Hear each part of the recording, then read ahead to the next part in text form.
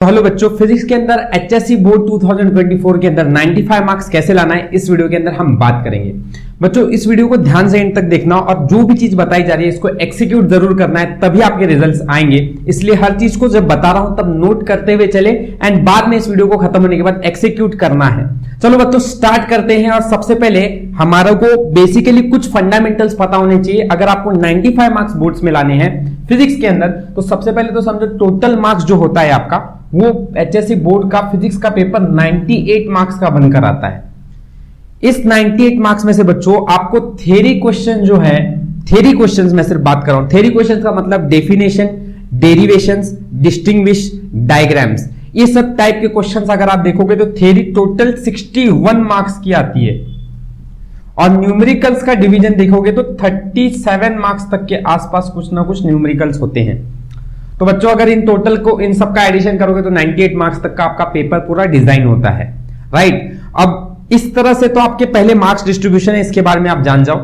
जिसमें बहुत से बच्चे ऐसा बोलते हैं सर न्यूमेरिकल्स नहीं करेंगे तो चलेगा। न्यूमेरिकल्स का वेटेज भी 37 मार्क्स का है, इग्नोर नहीं कर सकते इसको, राइट। अब बच्चों प्रीवियस ईयर क्वेश्चंस, ये भी एक बात है जो आपको पहले से पता होनी चाहिए। अगर आप प्रीवियस ईयर क्वेश्चंस का वेटेज मतलब पास्ट 7-8 इयर्स के पेपर्स का वेटेज अगर आप देखोगे हर साल, अगर आप 2022-23 के पेपर में अगर आप देखते हो तो 34 मार्क्स तक का पेपर आपका एचएससी बोर्ड में सेम प्रीवियस ईयर क्वेश्चंस में से रिपीट हुआ था। कहां से? प्रीवियस ईयर क्वेश्चंस में से।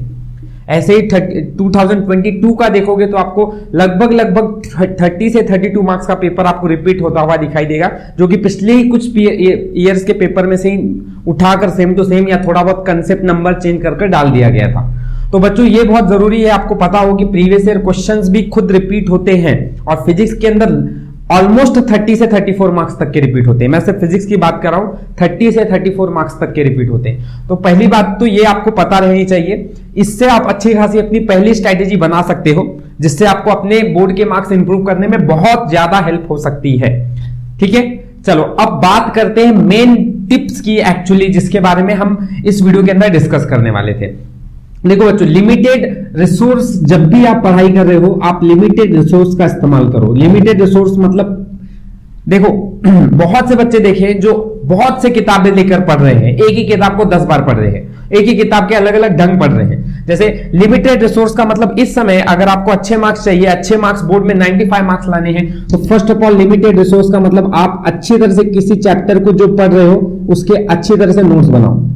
चैप्टर्स कैसे पढ़ना है? अब अगर आपका चैप्टर प्रिपेयर्ड है तो उसके नोट्स बनाना अभी से चालू करो। ये नोट्स आपको हेल्प करेंगे उस समय जिस समय आप इसकी प्रिपरेशन बोर्ड एग्जाम्स के लिए कर रहे हो या प्रीलिम्स के लिए कर रहे हो, तो आपको एक दिन पहले टाइम बहुत कम रहता है। तो ये नोट्स फटाफट पढ़कर आप अच्छी तरह से अपनी एफिशिएंसी को बढ़ा सकते हो। तो इसलिए नोट्स आपके अच्छी तरह से प्रिपेयर्ड रहने चाहिए। जो चैप्टर्स आपने 30 पेज का पढ़ा हुआ वो चैप्टर्स के नोट्स आपके 4 से 5 पेज के अंदर बन जाने चाहिए। इस तरह से आपको अपने नोट्स बनाने हैं।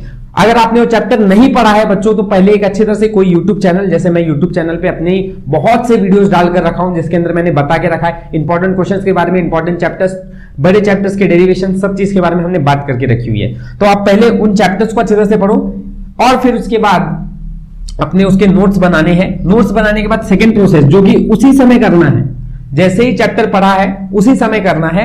उसके पास्ट देखो बच्चों अभी हमारे पास टाइम कम है तो मैं सिर्फ यही बोल रहा हूं कि प्रीवियस ईयर क्वेश्चंस 10 इयर्स के पिछले 10 इयर्स की जितने भी क्वेश्चंस आपको न्यूमेरिकल की रिलेटेड बात कर रहा हूं मैं, ये सिर्फ और सिर्फ न्यूमेरिकल के रिलेटेड। थ्योरी आपने अच्छी तरह से पढ़ ली है, न्यूमेरिकल के रिलेटेड तो आपको पिछले 10 सालों के क्वेश्चन पेपर्स सारे के सारे हर क्वेश्चन को कर लेना, हर क्वेश्चन को करना है। 10 साल के प्रीवियस ईयर क्वेश्चंस में लगभग हर चैप्टर से 15 से 20-22 क्वेश्चन रहते हैं। और अगर आपने उतने कर लिए तो आपके बहुत अच्छे कंसेप्ट्स, अच्छी तरह से न्यूमेरिकल में आपको ग्रिप स्ट्रॉन्ग मिल जाएगी।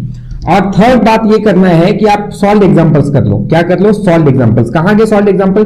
टेक्स्ट बुक के अंदर के एग्जांपल्स, ठीक है। सॉल्व एग्जांपल की बात कर रहा हूं मैं, पिछले के एक्सरसाइज के नहीं, सॉल्व एग्जांपल्स करने हैं सिर्फ। अब आपके पास अगर टाइम कम है, आपको लग रहा है सर यही बहुत हो जाएगा तो इसको कैंसिल कर दो, लेकिन अगर अच्छा मार्क्स लाना है बच्चों तो आपको इसके साथ कुछ न्यूमेरिकल्स के अपने से प्रैक्टिस करनी पड़ेगी जो कि सॉल्व एग्जांपल्स में है एक्स्ट्रा।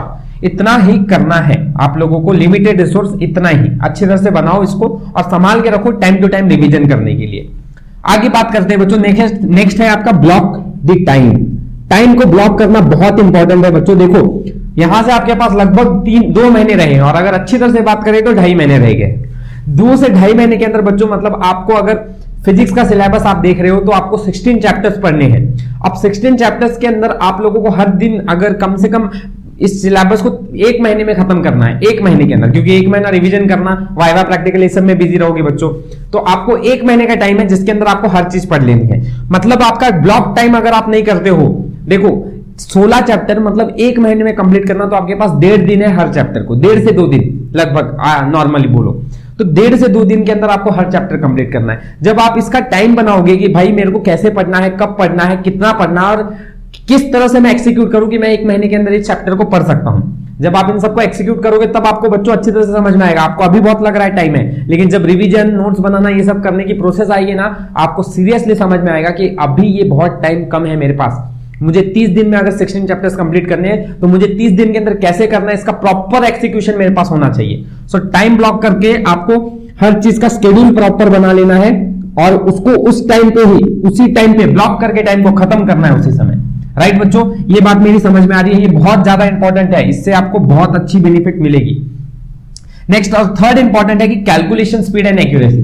बहुत से बच्चों का ये प्रॉब्लम रहता है, वो गिवन डेटा लिख देते हैं, वैल्यूज को पुटअप कर देते हैं, फॉर्मूला लिख देते हैं, सब करने के बाद लास्ट में उनका एरर आता है कैलकुलेशंस के अंदर, उनकी एक्यूरेसी ही सही नहीं रहती है, स्पीड बहुत टाइम लग जाता है क्वेश्चन को सॉल्व करने के लिए। देखो इसके लिए एक सबसे अच्छी टिप देता हूं बच्चों, यहां से हमारे पास टाइम है बहुत से 2 महीने हैं लगभग आराम से 5 क्वेश्चंस न्यूमेरिकल्स के डेली करने हैं, डेली करने हैं, डेली मतलब 5 क्वेश्चंस अगर रोज भी कर रहे हो और अगर मैं 2 महीना भी टाइम मान रहा हूं ना तो 300 क्वेश्चंस आप सॉल्व कर रहे हो। इन 300 क्वेश्चंस के अंदर आपके पास स्पीड, इसके साथ एक्यूरेसी और कॉन्फिडेंस, ये सब चीज आपको इस 5 क्वेश्चंस को डेली सॉल्व करने से मिलेगा। और 5 क्वेश्चंस को इस तरह से करना है, भले ही मुझे उस 5 क्वेश्चन को 5 मिनट में करूं या 1 घंटे में करूं, सीखूंगा अच्छी तरह से, कंसेप्ट अच्छी तरह से लगाकर सॉल्व करूंगा, नहीं समझ में आया तो 4 बार टीचर से पूछूंगा। इस तरह से आपको इस 5 क्वेश्चन को फोकस करना है। शुरुआत में अगर आपको ये 5 क्वेश्चन ज्यादा लग रहे हैं तो 2 से 3 से शुरुआत करो, धीरे धीरे करके 4-5 दिन के अंदर अपने क्वेश्चन को, अपने शेड्यूल को 5 क्वेश्चन के अंदर डाल देना, ठीक है। इस तरह से आपका बहुत सा अच्छा कंसेप्ट और ग्रिप बन जाएगा अपने कैलकुलेशंस के ऊपर। ये हर में जरूरी है, आपकी कॉम्पिटिटिव एग्जाम्स में भी कैलकुलेशन जरूरी है, बोर्ड्स में जरूरी है, मैथ्स में, हर जगह आपको ये जरूरी है। इसलिए हमेशा इसकी अच्छी आदत डाल के रखो और एक्यूरेसी के अंदर बहुत अच्छी तरह से फोकस करो, एक्यूरेसी के अंदर।